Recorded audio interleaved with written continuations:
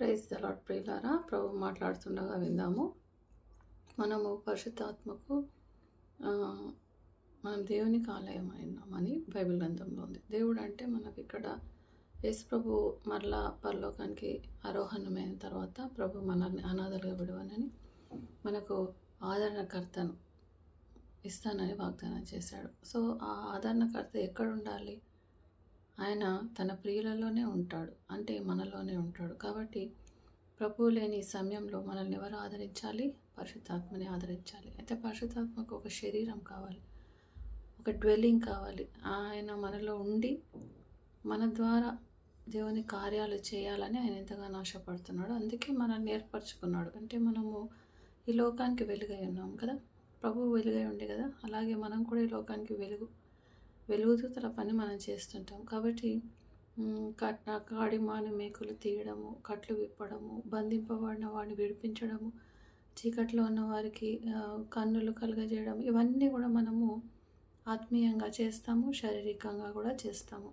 కానీ ఎవరి హెల్ప్తో చేస్తాము? Only by the help of holy spirit. Holy spirit మాత్రమే మనకి ఇవన్నీ చేయడానికి హెల్ప్ చేస్తాడు. అయితే మనము ఎప్పుడైతే రక్షణ పొంది పరిశుద్ధాత్మను పొందుకుంటామో మన కడుపులోంచి జీవజలాలు పారి ఇతరులకు జీవాన్ని కలిగిస్తాయి. సో ఆ జీవజలాలు మనలోంచి పారాలి అంటే ఫస్ట్ మనం అందులో దాని చేత నింపబడాలి. కాబట్టి దేవుడు మన శరీరాలను తనకు ఆలయాలుగా పిలుస్తూ వాటిని నింపాలని, మనల్ని బ్లెస్ చేయడం ద్వారా అనేకులను బ్లెస్ చేయాలని, మనలోంచి ఆ శక్తి ప్రభావం ఇతరులకు వెళ్ళి వాళ్ళని కూడా మనము దీవించాలని, ప్రభు రాజ్యంలోనికి చేర్చాలనేది ప్రభు చిత్తం.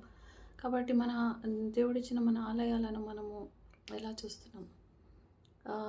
దేవునికి పరిశుద్ధాత్మకు విధేయులుగా ఉన్నామా? పరిశుద్ధాత్మ ఉండడానికి సరైన ఎన్వైర్న్మెంట్ మన జీవితంలో ఉందా? మన హృదయంలో ఉందా? మనము ఉండే ప్లేసెస్, వెళ్ళే ప్లేసెస్, మనము మాట్లాడే మాటలు, మన తలంపులు అన్నీ పరిశుద్ధాత్మను ఆనందపరుస్తున్నాయా? లేకుంటే పరిశుద్ధాత్మను దుఃఖపరచకూడదు. సో పరిశుద్ధాత్మను దుఃఖపరిచే కార్యాలు, క్రియలు మనలో జరుగుతున్నట్టయితే ఆయన మనలో ఉండలేడు. ఆయన మనల్ని ఫోర్స్ చేయడు. కాబట్టి మనమే ఆయనను బతిమలాడాలి. కాబట్టి దేవునికి నివాస యోగ్యమైన శరీరాలుగా మన జీవితాలు ఉండాలని, ఆయన కార్యాలు మనలో జరగాలని ప్రభువు చిత్తమై ఉన్నది. కాబట్టి ప్రతి ఒక్కరు కూడా పరిశుద్ధాత్మతో రక్షణ పొందడమే కాదు, పరిశుద్ధాత్మ పొందుకోవాలి, భాషల్లో మాట్లాడాలి. తర్వాత పరిశుద్ధాత్మ ఉన్నదన్న సూచననే భాషల్లో మాట్లాడడం. తర్వాత ఇంకా అనేకమైన గొప్ప కార్యాలు చేయాలి.